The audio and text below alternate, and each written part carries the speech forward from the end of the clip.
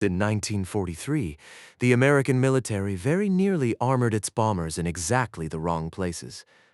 The mistake they almost made has a name, and you made it this week, the last time you studied a success story and tried to copy what it did. By the end of this file, you will see the error the way one man saw it. And after that, you will notice it everywhere, including in your own plans. Here is the scene. The bombers come home from Europe torn open. The ground crews walk the airfields and count the damage. Every bullet hole, every plane, and a pattern appears. The holes cluster across the wings, down the fuselage, around the tail gunner. So the military draws the obvious conclusion. Armor, the places with the most holes. It is clean. It is logical. It is backed by data from hundreds of aircraft. And it is exactly, precisely wrong. One man catches the mistake. A mathematician hunched over the same reports as everyone else. He is not looking at the planes in front of him. He is looking at the planes that never came home. The error has a name: survivorship bias. Here is the whole mechanism in one sentence. You draw conclusions from what survived, because what did not survive is not there to be counted. It sounds almost too simple to be dangerous. It is the most dangerous flaw in this file, because every other error in your thinking works on the evidence in front of you. This one works on the evidence that is missing, and missing evidence does not look like anything. It does not feel like a gap. It does not announce itself. The picture simply looks complete. A room full of survivors looks exactly like a room full of everyone. And so you study the winners, copy the winners, quote the winners, while the losers, who often did the very same things, lie silent in the data you will never see.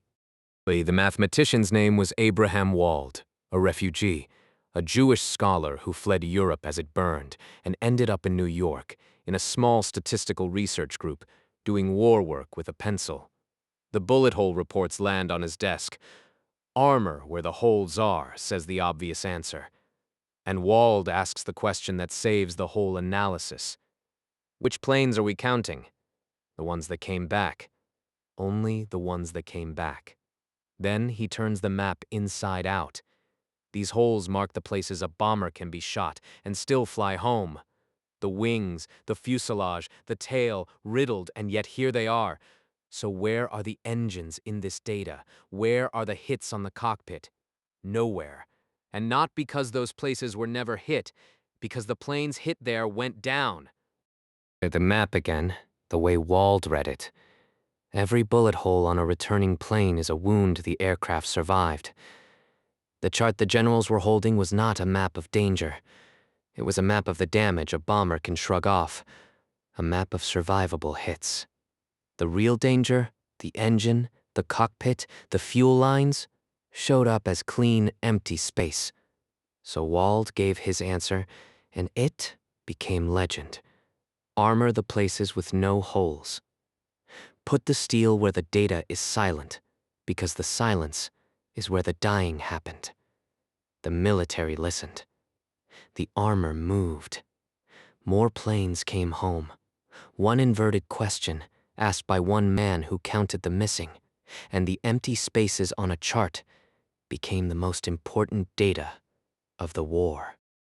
Now, why did everyone else get it wrong? Not because they were fools. The generals had real data, carefully collected, honestly analyzed. So look at the machine underneath. Your mind runs on a quiet rule. What you see is all there is. It builds its picture of the world from the evidence that arrives, and it never files a report on the evidence that failed to show up. Absence has no shape. Absence has no color. A survivor is vivid, a story, a face, a chart. The failures are a silence, and the mind cannot learn from a silence it never notices.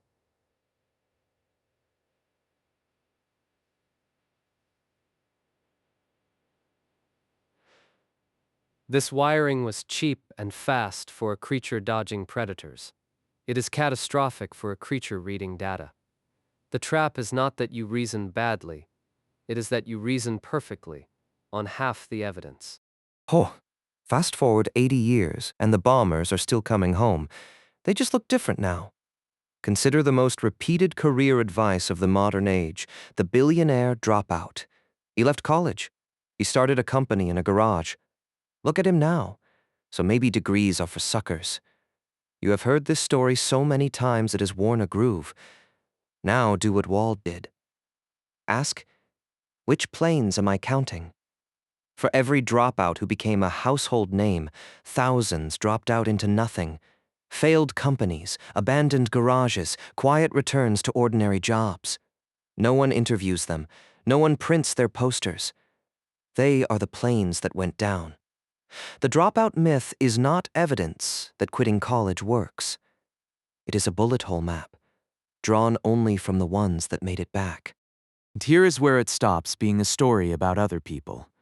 Your feed, the one you will scroll after this, is a survivorship engine running at industrial scale. Every success that reaches your screen passed through filter after filter. Interesting enough to post, lucky enough to spread, impressive enough to recommend. The trader showing his winning month does not show the 3 accounts he blew up first. The founder posting the exit does not post the 2 companies that died in silence. The transformation photo does not include the thousands who trained just as hard and stayed the same. None of them. Oh, the bias even writes your history books and your nostalgia. They don't build things like they used to. You have said it, standing before some century-old building. And it is true. Of the old buildings still standing, the shoddy ones, the cheap ones, the badly made ones, they collapsed, burned, or were torn down decades ago. Time demolished the evidence and left you a skyline of survivors. Old music feels uniformly brilliant because the forgettable songs stayed forgotten. Grandmother's cookware lasted 50 years. The flimsy pans from her era are in landfills, unremembered. The past is not better than the present. The past has simply finished failing, and what survived the filter now poses as what was typical. Every golden age is a bullet hole map with the wreckage swept away. Sometimes, though, the graveyard is hidden on purpose. Watch how money does it. A fund company launches 10 funds. 5 underperform. So they are quietly closed, merged away, scrubbed from the record. The 5 winners become the brochure. Average returns, the ads say, averaged across the survivors. The cemetery is not in the math, or the older, sharper con. A tipster mails 10,000 strangers a stock prediction. Half told it will rise, half told it will fall. Whatever happens, 5,000 saw him get it right. He splits them and predicts again. And again. A few rounds later, a small crowd has watched him call the market perfectly, 5 times straight. To them, he looks like a prophet. He is a coin flip, wearing the survivors as a suit. And in case you think this trap is new, it was caught 23 centuries ago. An ancient philosopher is shown a temple wall crowded with painted tablets, offerings from sailors who prayed to the gods in a storm and lived. Proof, he is told. Proof that the gods answer prayers. Look how many were saved. The philosopher, the story goes, asks one question. Where are the pictures of the ones who prayed and drowned anyway? There is no wall for them. The sea does not collect testimonials. 2,300 years later, we have replaced the temple with a bookstore. Shelf after shelf of habits of successful people, written by the ones who reached the shore. The drowned wrote no books. Their habits, quite often, were identical. Now turn the map on yourself. This is the uncomfortable page of the file. Your own confidence is built from your own bullet holes. The risks you took that worked out, you remember them as wisdom, skill, instinct. The near misses that should have ended badly but didn't, filed away as proof you know what you're doing. You are to yourself a returning plane. Every scar is evidence of toughness, because the versions of your choices that ended in a crash belong to other people, in a graveyard you never visit. This is why the confident advice of successful people is so often useless, and why your own past is a flattering historian. Survival feels like validation. But you were not necessarily right. You may simply have been hit in the places you could afford. Though here is the weapon, the one promised at the start of the file. It is one question. Wherever a conclusion is being drawn from winners, a study, a story, a strategy, a feed, ask, where are the ones that didn't make it? That's all. Ask for the graveyard.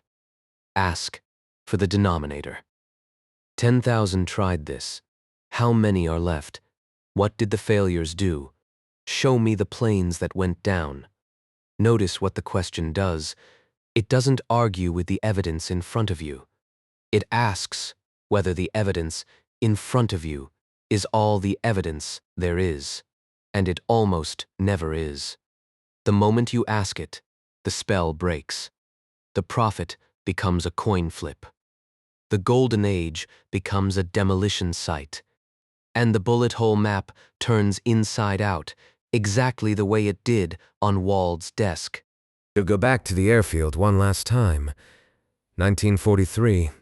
The generals see hundreds of planes, thousands of holes, a mountain of data, all of it true. And Wald sees the other airfield, the invisible one. The one scattered across the fields of France and the floor of the Channel, where the missing planes hold the missing holes, the engines, the cockpits, the answer. That is the discipline this whole file comes down to. The most important data is usually the data that never came home. You cannot see it by looking harder at what's in front of you. You can only infer it by asking every time what had to survive for you to be seeing this at all. The generals counted planes. Wald counted the sky. The world you see is the world that survived long enough to be seen. The businesses still open. The buildings still standing. The advice still circulating. The people still here to tell you it all worked out. It is not a lie. It is just the surviving half of the truth, a bullet hole map handed to you 100 times a day, waiting to be read backwards. Most people will keep armoring where the holes are. Now you know to ask about the silence. Where are the ones that didn't make it? Ask it everywhere. And put the armor where the data says nothing at all.